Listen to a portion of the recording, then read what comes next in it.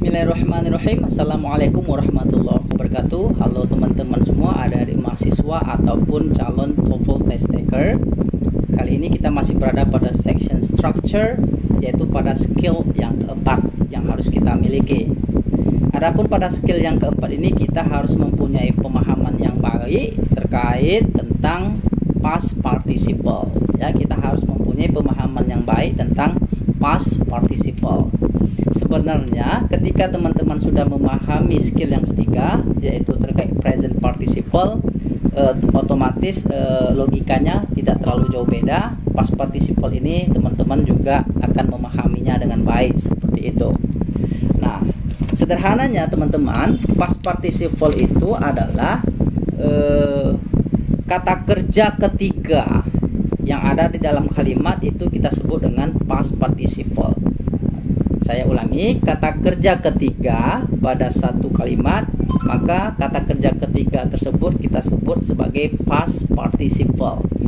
Tandanya ada kata kerja yang beraturan yang ditandai dengan akhiran ed di ujung katanya seperti studied, walked, asked, dan seterusnya. Atau ada juga yang termasuk irregular verb, kata kerja ketika tidak beraturan, yang ini harus kita kenali atau harus kita hafal seperti itu.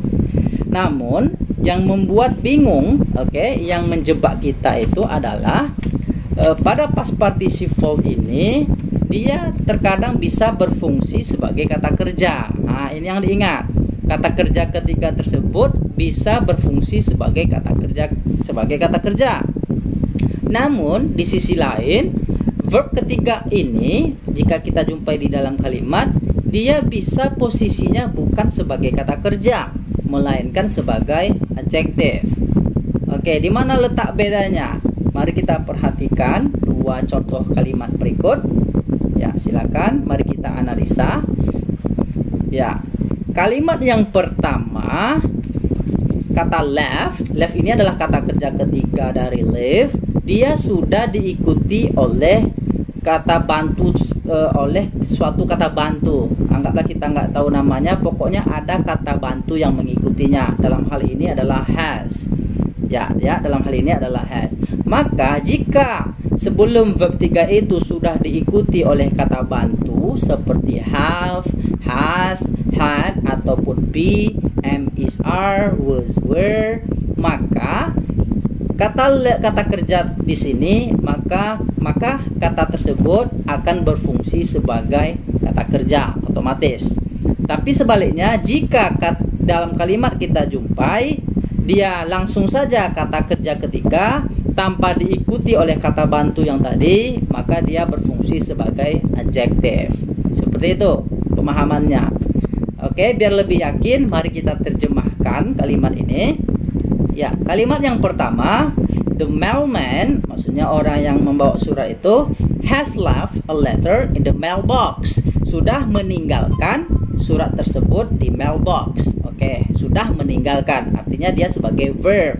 Sementara pada kalimat yang kedua, the letter left in the mailbox, berarti ini artinya surat yang ditinggalkan di mailbox, was for me, untuk saya. Maka kalimat pertama dia sebagai kata kerja, kalimat yang kedua dia sebagai adjective. Nah sekarang kita masuk contoh soalnya.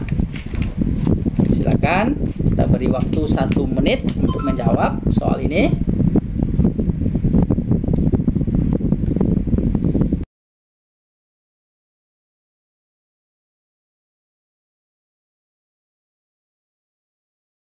Lima detik bisa dijawab ini sebenarnya kawan-kawan.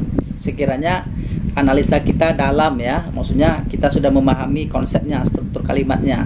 Walaupun teman-teman tidak mengetahui arti daripada semua kalimat ini, nggak ada masalah, tidak ada masalah, masih bisa dijawab.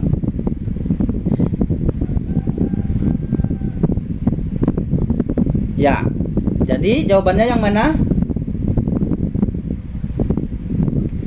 Kalau kita jawab A, berarti kalau the bread berarti itu subjeknya.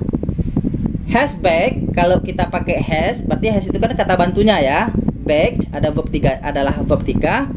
Maka kata fungsi has baked di sini adalah kata kerja, otomatis ya kalau itu jawabannya. Berarti the bread has baked this morning smelled. Ada lagi kata smelled di kalimat ini. Sementara smelled ini adalah kata kerja, dia termasuk kata kerja, artinya terdapat double kata kerja. Jadi nggak mungkin kalimat has baked itu seharusnya dia bukan kata kerja. Jadi setelah the bread itu nggak mungkin kata kerja. Itu logikanya, karena smelled itu juga kata kerja. Jadi nggak mungkin dua kali kata kerja berjumpa dalam satu kalimat seperti itu. Kemudian sama halnya dengan was.